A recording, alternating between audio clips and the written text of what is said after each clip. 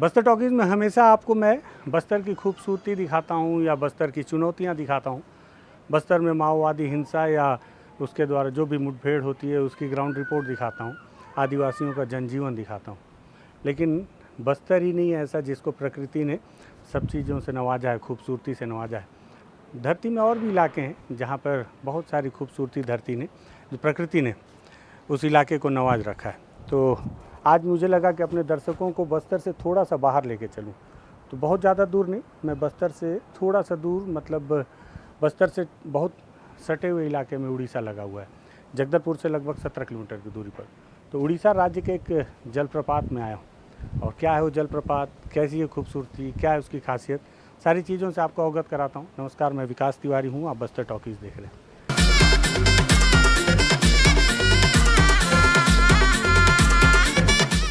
दरअसल इस वक्त मैं जिस जलप्रपात में आया हूँ उसका नाम दुधमा है, दुधमा जलप्रपात। और दुधमा जलप्रपात आने के लिए मुझे लगा कोई दर्शक या कोई पर्यटक कभी बस्तर आ जाए, उसे लगा कि बस्तर में आसपास और कहाँ कहाँ घूमना चाहिए। तो बस्तर के आसपास के इलाके में जहाँ बहुत आसानी से पहुँच सकेंगे उसमें से एक दुधमा जलप्रपात है। यहाँ आने के लिए आपको जगदलपुर से विशाखापट्टनम के रास्ते पर जयपुर तक आना पड़ेगा। जयपुर नहीं, जयपुर। और जयपुर से फिर आप राइट साइड कट जाएंगे और उसमें आपको कोंटा जंक्शन तक आना पड़ेगा। कोंटा जंक्शन से फिर आप लेफ़्ट वाली सड़क को जब पकड़ेंगे, वहाँ दो सड़कें, तो वो आपको अरकू वाली रोड पर ले जाएगी। और अरकू वाली रोड पर आकर आप जब एक जंक्शन पहुँचेगा तो उस जंक्शन से आप फिर राइट साइड लेकर दुधमा जलप्रपात, जो सीधे वो सड़क आती है। रास्ते भर में सड़क बहुत खूबसूरत थी, बहुत खूबसूरत सड़क, और पूरे रास्ते में आपको कई ऐसे मनोरम दृश्य दिखेंगे जो लगेगा आपको कि कहीं भी आप रुक कर अपने परिवार के साथ या अकेले हैं तो बहुत इत्मीनान से बैठकर पहाड़ों को निहार सकते हैं। और उन पहाड़ तक जहाँ तक जाना कठिन नहीं है, आप कहीं भी गाड़ी पार्क करें और सड़क के किनारे बैठेंगे तो दूर तक आपको पहाड़ी नज़र आएगी। सड़कें भी ऐसी कि आपको लगेगा लॉन्ग ड्राइव पर चलते रहें लगातार। तो इस तरह से जगदलपुर से लगभग 160 किलोमीटर की दूरी पर हम लोग हैं, या 150-60 के आसपास। हमने अभी हिसाब किताब लगाया, यहाँ बहुत अच्छा नेटवर्क नहीं है तो ठीक से नहीं देख पा रहे हैं, लेकिन लगभग 150-60 किलोमीटर की दूरी पर ये दुधमा जलप्रपात है। यहाँ आएंगे तो यहाँ ठीक ठाक व्यवस्था है। और एक ख़ास बात मैं देख रहा हूँ जो हमारे छत्तीसगढ़ वालों को भी तो थोड़ा देखना चाहिए, यहाँ मुझे चित्रकूट और जलप्रपात के तुलनात्मक दृष्टि से गंदगी कम नज़र आ रही है। और यहाँ जैसे ही मैं घुसा अंदर तो गेट पर दो आदिवासी महिलाएं, जो कि पारंपरिक तौर पर बूढ़ी महिलाएं थीं, उन्होंने गाड़ी पार्किंग को लेकर टिकट लिया हमसे 50 रुपये। और फिर आप जब अंदर आएंगे पार्किंग करने के लिए, यहाँ पर छोटे छोटे कमरे बने हुए हैं, छोटी छोटी गुमटियाँ हैं जिसमें यहाँ के स्थानीय जो लोग हैं उनके द्वारा कुछ सामान बेचा जाता है। और जैसे आप आएंगे तो यहाँ पर आपको अंग्रेजी में और उड़िया में दुधमा जलप्रपात को लेकर जानकारी मिल जाएगी, जो यहाँ पर डिटेल में लिखी हुई है। क्या लिखा हुआ है डिटेल में, इसको भी मैं आपको थोड़ा सा बता देता हूँ। अंग्रेजी में लिखा है, इसको मैंने हिंदी में ट्रांसलेट किया है। आपको पता है मुझे अंग्रेजी नहीं आती, बहुत कमज़ोर है, हल्की फुल्की आती है। ये मत सोचिएगा कि इतने रटफट तरीके से मैं कैसे अंग्रेजी का हिंदी में ट्रांसलेट कर रहा हूँ। इसमें लिखा हुआ है, माचकुंड नदी पर स्थित इन झरनों का अपने दूरस्थ स्थान और दुर्गमता के कारण कोई स्थानीय नाम नहीं है। इन्हें मूल रूप से केवल दुधमा कहा जाता है, जिसका अर्थ है झरना। इन्हें कभी कभी माचकुंड जलप्रपात भी कहा जाता है। यहाँ मचकुंड नदी चट्टान दीवार से लगभग 541 फीट नीचे गहरे कुंड में गिरती है, 541। और पुल के बाद लगभग 30 फीट का ऊंचा एक छोटा सा झरना भी है। ऐतिहासिक रूप से ये झरने बहुत चौड़े थे और पूरे जलप्रपात को ढक लेते थे। हालांकि 1950 के दशक में मचकुंड परियोजना के निर्माण और एक बांध के माध्यम से पानी के बहाव को मोड़ने के कारण अब साल के अधिकांश समय केवल एक पतली धार ही दिखाई देती है। दाईं ओर के झरने डायवर्जन सुरंग से निकलने वाला पानी है। 1919 में कोरापुट के अधिशासी अभियंता श्री D.W. गोलान ने वर्ष के सबसे शुष्क दिन पर पानी की मात्रा 104 घन फीट मापी थी। ये जानकारी यहाँ पर आपको इस बोर्ड में मिल जाएगी। और इस बोर्ड को पढ़ने के बाद जब आप यहाँ से आगे बढ़ेंगे तो यहाँ पर पर्यटन विभाग के द्वारा ये सीढ़ी का निर्माण किया गया है। बहुत ज़्यादा आपको पैदल नहीं चलना पड़ेगा। और ये उड़िया में मुझे लगता है कुछ लिखा होगा, दुधमा जलप्रपात ऐसा कुछ। और जब आप यहाँ आएंगे, मैं यहाँ बहुत देर से टहल रहा हूँ समझने की कोशिश कर रहा था कि क्या बताया जाए दर्शकों को। और मैंने यहाँ के भी कुछ ड्रोन शॉट्स लिए हैं जिससे कि मैं अपने दर्शकों को बहुत आसानी से बहुत अलग अलग एंगल से इसके व्यूज़ दिखा पाऊँ।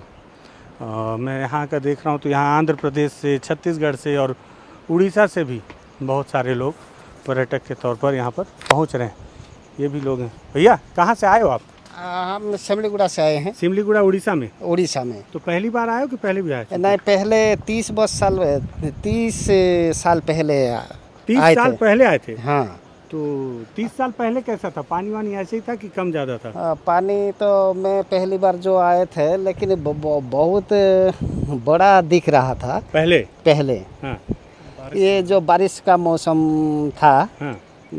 मैं आया था, वो बहुत बड़ा दिख रहा था। अच्छा। अभी थोड़ा कम है पानी। अभी थोड़ा कम है। बाकी और व्यवस्था सब ठीक है? कैसा है? बहुत बढ़िया, अच्छा लग रहा है।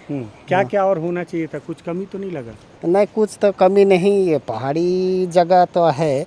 यहाँ पर गार्डन फार्डन वो करने के लिए तो जगह तो नहीं है, इतना स्पेस लगभग। गार्डन का जरूरत क्या, उसमें भी घास ही उगाएंगे। हाँ। और पेड़ पौधे तो पहले ही हैं जो गार्डन में आप लगाते हैं, नेचुरल। हाँ, तो ये गार्डन का जरूरत भी नहीं है। गार्डन का जरूरत भी नहीं क्या है। शुभ नाम हुआ आपका? कर्णापति नायक। क्या करते हैं नायक से? मैं टीचर हूँ। अरे वाह, शिक्षक हैं। हाँ। बहुत सुंदर। हाँ। तो अकेले हैं, परिवार भी? परिवार तो नहीं, मैं बेटे हैं। अच्छा, आपके बेटे के लिए? हाँ, और फ्रेंड्स भी है। ठीक है। हाँ। तो फोटो वोटो लिए? हाँ, फटाफट परिवार वालों को भेजेंगे? हाँ हाँ हाँ हाँ। ठीक है। ओके। तो नायक साहब हैं, शिक्षक हैं। बहुत धन्यवाद नायक साहब बात करने के लिए। तो यहाँ पर आप आएंगे तो इस तरह से जैसे ही आप सीढ़ी से उतरते जाएंगे, हमारे साथ बहुत ही अब कैमरे के मामले में अनट्रेंड हैं बहुत हमारे बड़े भाई ब्रिजेश भैया, कैमरा चला रहे हैं। ब्रिजेश भैया, लोग ऊब जाएंगे मेरे को देख देख के।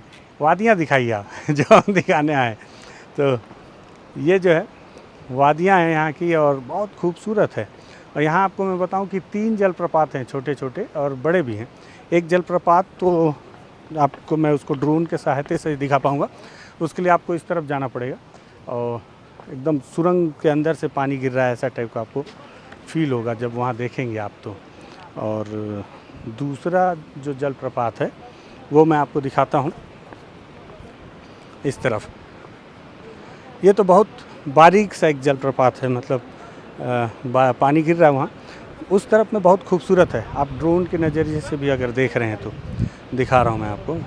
और साथ ही साथ ये इसे देखने आते हैं। ये मुख्य आकर्षण का केंद्र है और इसकी ऊंचाई पता नहीं जो भी होगी, लेकिन ऐसे आपको देखने से दूर से भले ही बहुत छोटा नज़र आ रहा होगा जलप्रपात, लेकिन ये बहुत बड़ा है। मैंने इसको जब ड्रोन से लेने की कोशिश की तो समझ में आ रहा था कि ये बहुत बड़ा जलप्रपात है। और साथ ही साथ जो यहाँ से जो वादियाँ आपको नज़र आएंगी, आप देख रहे होंगे कि कैसे पहाड़ियों के श्रृंखला है पूरी, और दूर तक जहाँ तक आपकी नज़र जाएगी आपको पहाड़ियाँ ही नज़र आएंगी और बहुत खूबसूरत है। तो हमारे साथ सुनील भैया, 2 मिनट आओ आप भी, तो आपसे भी पूछ लें कि क्या है, कैसा लग रहा है आपको? मतलब बस्तर में हम चित्रकूट और तीरथगढ़ देखते हैं, तो उसके लिहाज से अभी तक हम बस्तर के सभी जलप्रपात और झरनों के बारे में देखते आए हैं, सुनते आए हैं। और पास का नज़दीक का जो कोरापुट डिस्ट्रिक्ट का है, बचपन से सुनता आ रहा था। मेरी तो शादी भी यहीं पर पास में नज़दीक पे हुई है, लेकिन देखने का मौका नहीं लगा था। इतना खूबसूरत पहाड़ों के बीच में, हरियालियों के बीच में इस तरीके से जो दूध का सागर की तरह यहाँ पर जो खंडों में विखंडित होकर जो जलप्रपात गिर रहा है, बहुत ही मतलब मंत्रमुग्ध करने वाला है। और एक नया चीज़ देखने को मिला, जो अलग अलग खंडों में सिर्फ एक ही वाटरफॉल नहीं है। यहाँ अभी कुछ लोगों को मैं देख रहा था, नीचे भी कम से कम 150 फीट में लोग जाके वहाँ पर लोग अपना आनंद ले रहे हैं इसके साथ में। और हर 50 मीटर 20 मीटर की दूरी पे अलग अलग वाटरफॉल बहुत सारे देखने को मिल रहा है। स्टेप बाय स्टेप में, स्टेप बाय स्टेप में है। और जो बरसात के समय का तो इसकी खूबसूरती अलग ही है। और इसके साथ ही जो है यहाँ का जो पहाड़ों का जो कलर है, जो हरियाली है, अलग, मतलब इतना शानदार तरीके से अपना, मतलब इसको वक्त, मतलब यहाँ तो पता ही नहीं चलता है। पत्थरों के बीच में, अलग अलग खंडों के बीच में, पर्वत श्रृंखलाओं के बीच में, जैसे हम लोग का किसी चित्र को देखते हैं या किसी कहानी में सुनते हैं, उसको जीवंत देखने का बड़ा एक अलग अनुभव है।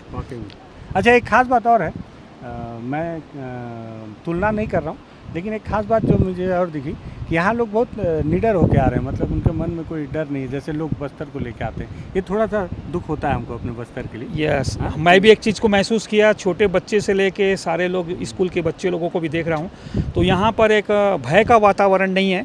और यहाँ पर जैसे छोटी मोटी जो लोकल फूड बहुत देखने को मिला। हाँ, बस लोकल, यहाँ के जो हाँ, आदिवासी मतलब ये मिष्ठान केवल आप सिर्फ पाउच वाले पैकेट वाले जो खाने के बदले में यहाँ लोकल फूड देखने को मिल रहा है। यहाँ की जो स्व सहायता समूह है, जिला पंचायत बहुत सारे लोगों को प्रमोट किया है। और फाल से लगा हुआ एक बिल्डिंग देखने को मिला, जहाँ पर हम लोग अभी कुछ देर पहले कॉफ़ी पी रहे थे, तो वहाँ पर ये देखने को मिला था, आप बैठ के कॉफ़ी पीते पीते भी इसको वाटरफॉल का मजा ले सकते हैं। बहुत खूबसूरत। और वहाँ के लिए आपको कोई जुगाड़ लगाने की जरूरत नहीं है, जैसे हमारे चित्रकूट में रेस्ट हाउस है, तो अगर आप पहुंचे तो पता चला जिला प्रशासन, एसडीएम और सीओ के बीच में ही आम आदमी जो है उसका लाभ नहीं ले पाता है, और सुविधाएं भी नहीं है। यहाँ पर हर चीज़ की सुविधाएं एकदम उम्दा रखा गया है, और इसको ना नैसर्गिक से जोड़ा गया है, जिसमें कोई डिस्टर्बेंस नहीं है। तो ये सुनील पांडे जी हैं, वरिष्ठ पत्रकार हैं बस्तर से, हमारे साथ ही आए हैं, या हम इनके साथ आए हैं, जो भी हो, हम दोनों एक साथ आए हैं, साथ में ब्रिजेश भी अभी आए हैं। तो भाई आप आएंगे क्या कैमरे की नज़र? अच्छा ठीक है। हमारे एक और साथी हैं जो भैया जो कैमरे में नहीं आना चाह रहे हैं हमारे, तो ठीक है, उनकी निजता का आनंद नहीं किया जाएगा। तो ये अच्छा, ये दूधमा जलप्रपात है।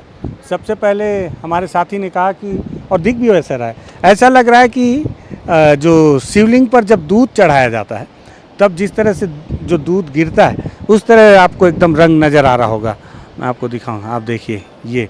लेकिन ख़ास बात ये है कि दूध की तरह यहाँ पानी गिर रहा है, इसलिए इसका नाम दूधमा नहीं है। स्थानीय भाषा का अर्थ है दूधमा, मतलब झरना, इसलिए इसको दूधमा वाटरफॉल कहा जाता है। दूधमा का मतलब ही झरना है।